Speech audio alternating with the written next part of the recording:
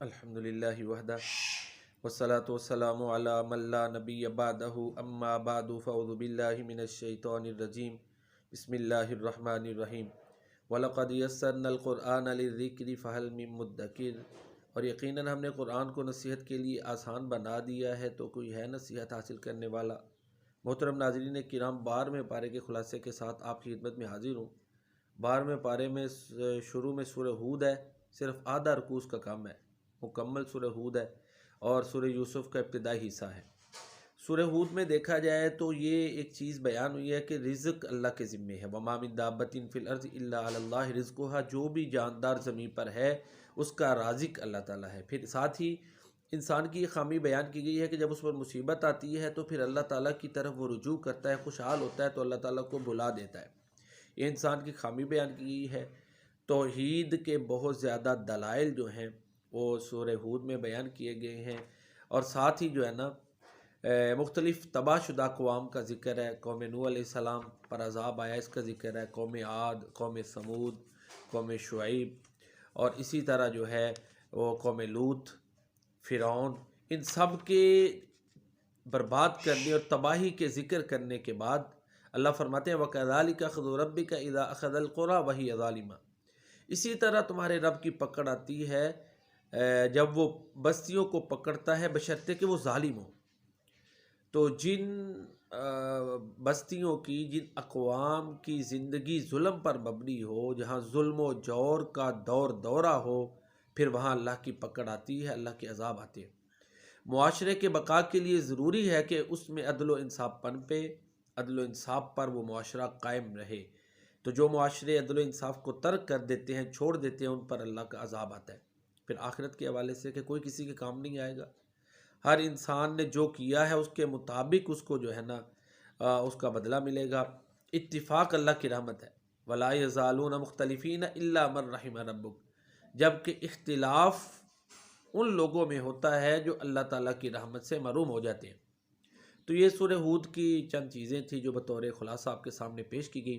سورہ یوسف ہے۔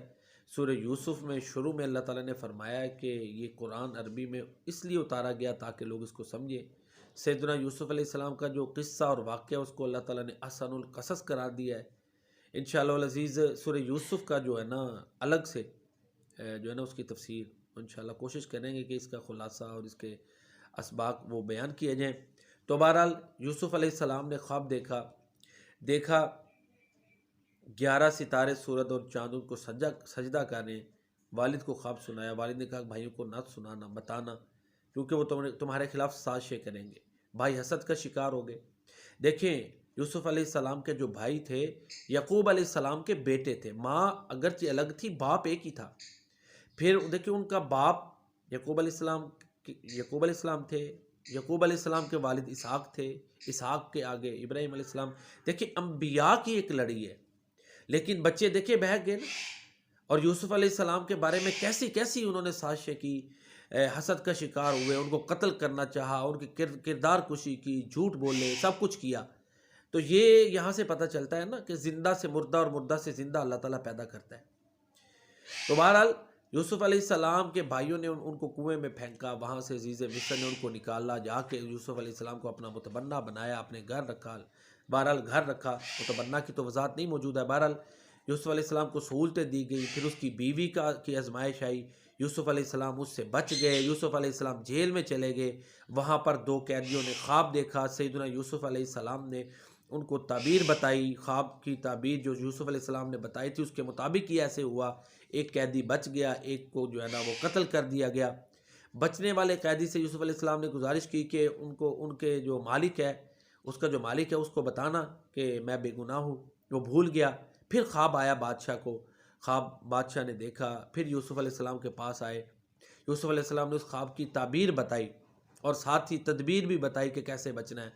تو یوسف علیہ السلام نے پھر اپنے معاملے کو ری انویسٹیگیٹ کروایا، بے گناہ ہو کے جو ہے نا وہ نکلے، ثابت ہوا، پروف سے ثابت ہوا کہ یوسف علیہ السلام بے گناہ تھے۔ تو یہ 12ویں پارے کا خلاصہ ہے۔